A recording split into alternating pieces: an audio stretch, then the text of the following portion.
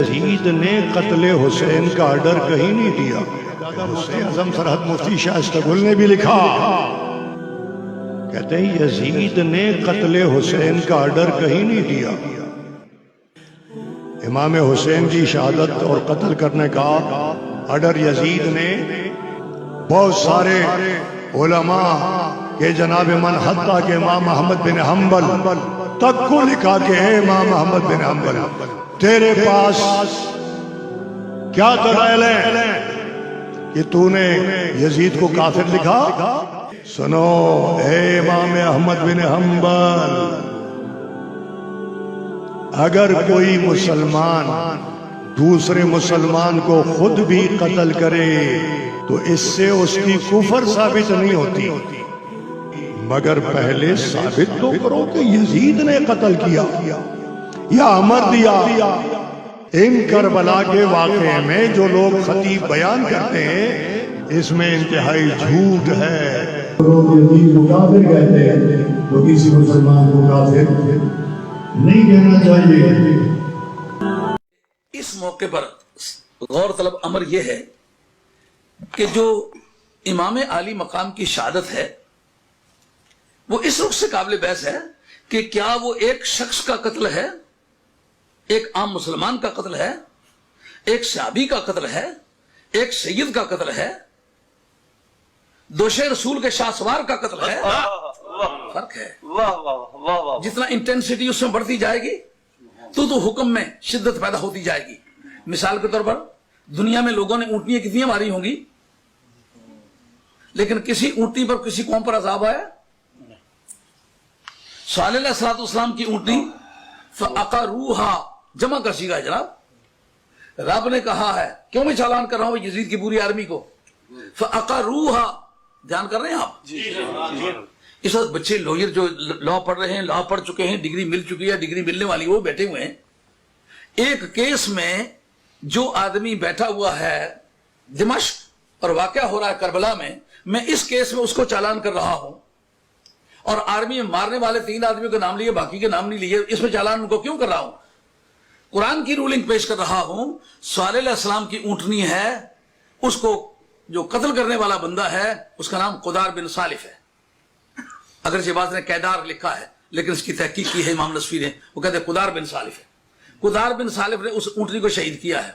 جو حلیہ میں ابھی آپ کو بتا چکا ہوں ابن جوزی کا، اسی حلیہ کا آدمی ہوئے.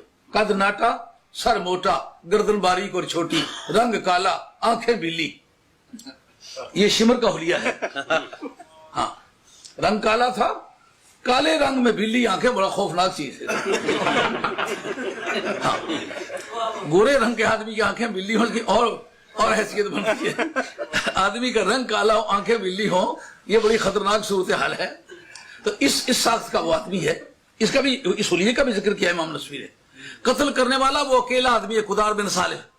اللہ کریم نے پوری قوم کو کیوں چالان کیا؟ بات پلے پڑ رہی نہیں پڑ رہی؟ میں کوئی شعروں شروع والی تقریر اس وقت نہیں کر رہا ہوں. میں ایک تحقیقی مسئلہ، ایک مقدمہ ہے، خاتون جنت کے بیٹے کا کیس ہے، اس کی پلیڈنگ کر رہا ہوں، اس کی ایڈوکیسی کر رہا ہوں. ان کا جو مخالف دھڑے کا بندہ ہے اس کے خلاف میں چارجز کو پروو کرنا چاہتا ہوں. خاتون جنت کی روح راضی ہو جائے کہ میرے بیٹے کا کوئی دنیا میں وکیل ہے، اس کے دھڑے کی کوئی بات کرنے والا ہے. میں اس وقت کربلا میں یزید کی طرف سے شرکائے جنگ جو تھے ان کو چالان کر رہا ہوں، جنہوں نے حضرت امام حسین کے ساتھ قتل کے ارادے سے تلواریں اٹھائی تھی. میں کہتا ہوں جو ان کی سزا ہے ان 3 آدمی کو وہی باقیوں کی سزا ہے، جو ان کا حکم ہے باقیوں کو وہی ہے. کیوں کہہ رہا ہوں؟ قدار بن صالف کی رولنگ پیش کر رہا ہوں. قرآن کہتا ہے فَأَقَرُوهَا مارنے والا بالاتفاق. مفسرین میں ایک آدمی ایسا نہیں ہے جو یہ کہے کہ قدار بن صالف کے سوا بھی کسی نے وہ اونٹنی ماری ہے. اونٹنی مارنے والا صرف وہ قدار بن صالف ہے. لیکن قرآن کہتا ہے اقروا، ان سبھی نے ماری، ان سبھی نے ماری. کیوں؟ کہا وہ سبھی ذہنی طور پر خوش تھے، مارے، ہم تمہاری دیکھ بھال کریں گے. لو اللہ کا نام کر، مار ڈالو اونٹنی. قرآن کہتا ہے فَأَقَرُوهَا ان سب نے مل کے ماری. مارنے والا ایک ہے. معلومہ جس جرم کے ارتکاب میں قوم کھڑی ہے، وہ دیکھ رہی ہے، وہ روکنے کی پابند ہے. من رآ منکم منکرا فلیغیرہ بیدہ فإن لم یستطع فبلسانہ فإن لم یستطع فبقلبہ فذلک اضعف الایمان. جو آدمی کسی بدی کو دیکھے چاہیے کہ اس کو ہاتھ سے روکے. اگر ہاتھ سے نہیں روک سکتا تو زبان سے تو برا کہے. یزید کے ساتھ لڑ نہیں سکتا, یزید کو لعنت تو بھیج دے. یہ جنہوں نے کہا نہیں بھیجنے میں, چپ رہنے میں کوئی مذاکرہ نہیں. یہ تمہاری ماں کی عزت پہ حملہ ہوا ہوتا پھر دیکھتے تم کیسے رہتے.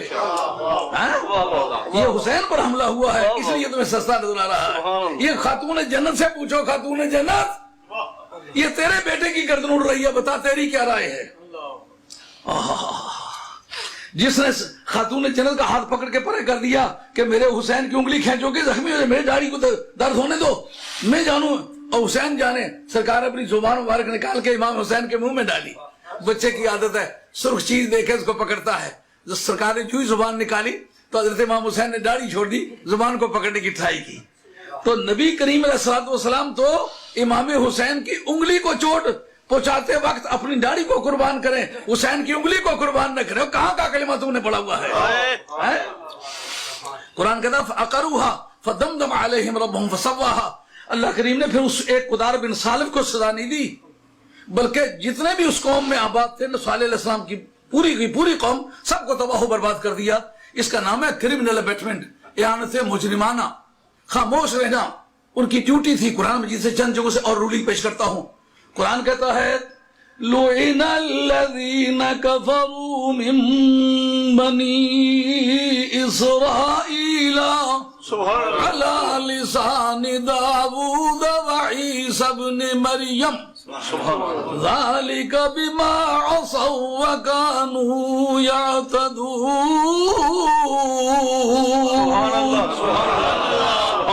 قرآن کہتا ہے کہ قوم بنی اسرائیل پر حضرت داؤد علیہ السلام کی زبان سے, عیسیٰ علیہ السلام کی زبان سے, یعنی ان پر 2 کتابیں نازل ہوئیں.